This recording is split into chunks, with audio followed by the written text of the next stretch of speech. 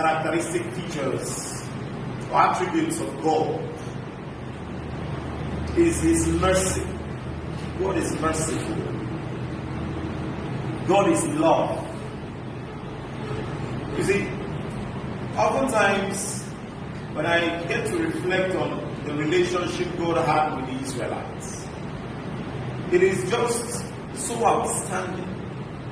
It beats my imagination that a people so unfaithful will be so taken care of by a God so faithful.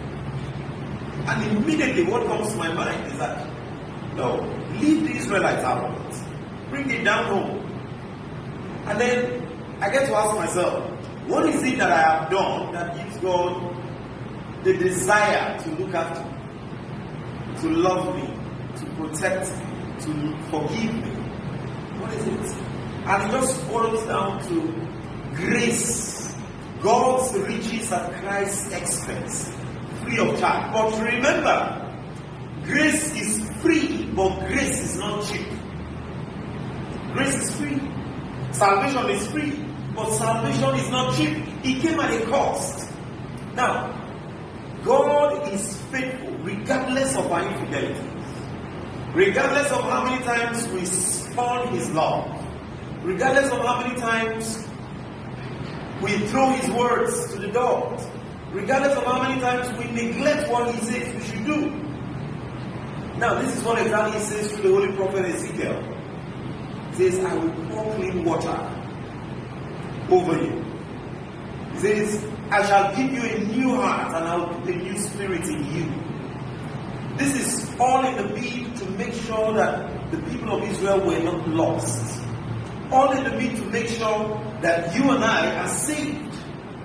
He's going all out. He's scampering everywhere to win us back. In the parable of the lost sheep, we are given a very, very glaring picture of this love. 99 are safe. Only one is lost. Only one. Yet, He leaves behind the 99 that are safe, that are obedient, that are faithful, that are in good company. And He goes after some renegade one, just one. My friends, the Lord did not create us to condemn us. He did not create us because He wanted to throw us away. God made us to know Him, to love Him, to serve Him, and be happy with Him forever in this world. He says that the nation will learn that I am the Lord. It is the Lord who speaks when I display my holiness for your sake before their eyes. Then I'm going to take you from among the nations and gather you together from all the foreign countries and bring you home to your own land. I shall pour clean water over you and you will be cleansed. I shall cleanse you of all your defilements and your idols. I shall give you a new heart and put a new spirit in you. I shall remove the heart of stone from your bodies and give you a heart of flesh instead. I shall put my spirit in you and make you keep my laws and sincerely respect my observances.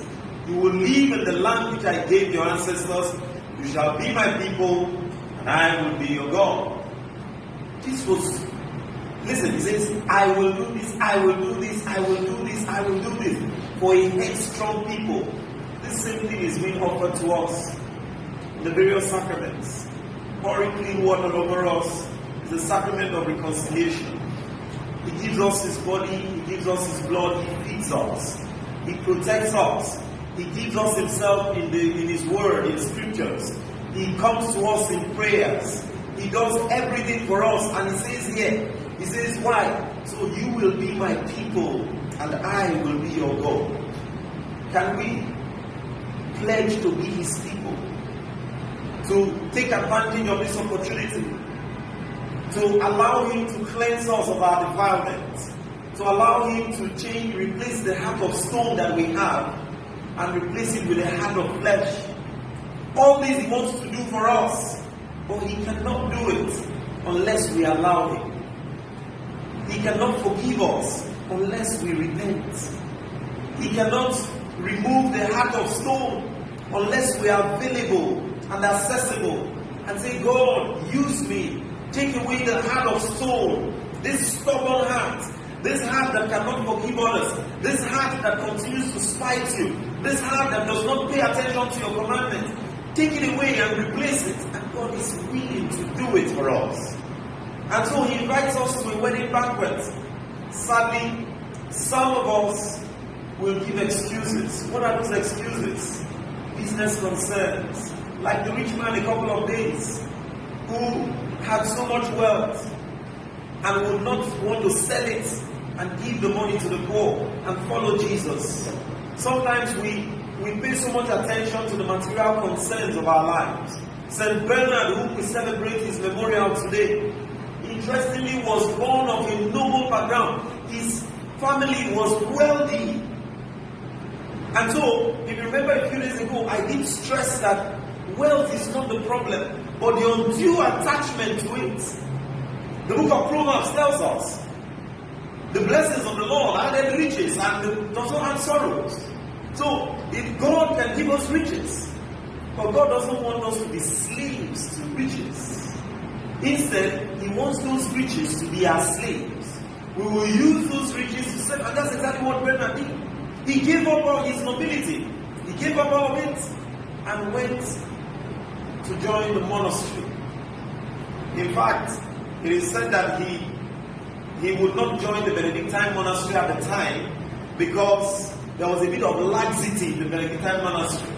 And then they were allowing riches to enter a bit. They were becoming like what you want to call social monks. So he went and joined another one, I'm not too sure of the name anymore. He joined another one that was a lot more austere because they call it primitive poverty. He wanted to follow God. And guess what? For much of his life, he was stricken by ill health. He didn't enjoy so much of good health, but it did not stop him from carrying out his work. He served God and the church faithfully. And that's why today he's a doctor of the church. Which means a lot of his writings, all his writings were without error. He refuted a lot of heresies at the time. He instructed people in holy living. He accepted the wedding invitation that was given to him. That same invitation is given to us to come and take a closer walk with Jesus. To come and take a closer walk, to come and be with Him, to come and be in His presence.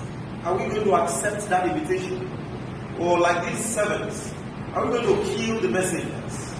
Are we going to destroy them because we don't like the message, so we destroy the messengers?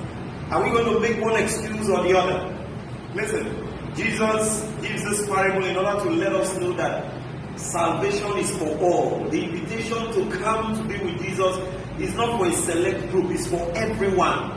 But the truth is, not everyone will accept it. Listen, somebody was dragged into this wedding feast. But he did not come with a wedding garment. And he was kicked out. Which means, regardless of whether you feel you are not deserving of it or you are deserving of it, we have a role to play. God, who created us without our consent, cannot save us without our cooperation. He's going to do everything that we want, but we must contribute to it. Like we talked about yesterday, we must be available for Him to use us. We must be accessible. If deliverers were not available, He would not hire them.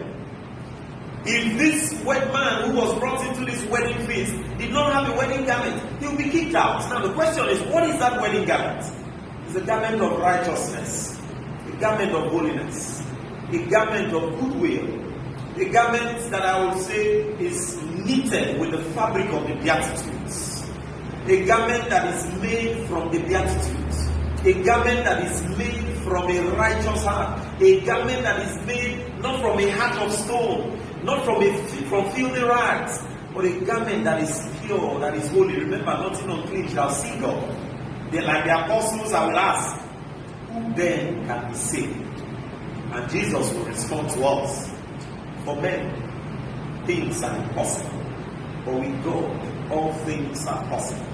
We pray today through the intercession of St. Bernard that God will give us the grace to pay attention to His word. In areas where we falter, let us know that God is love. Let us not take His mercy and His love for granted, but let us genuinely cry to Him for help so that He can help us. Let us every day renew our commitment to accept His invitation to walk with Him, to come closer to Him. so that in the end, none of us will be cast away through Christ our Lord. Amen.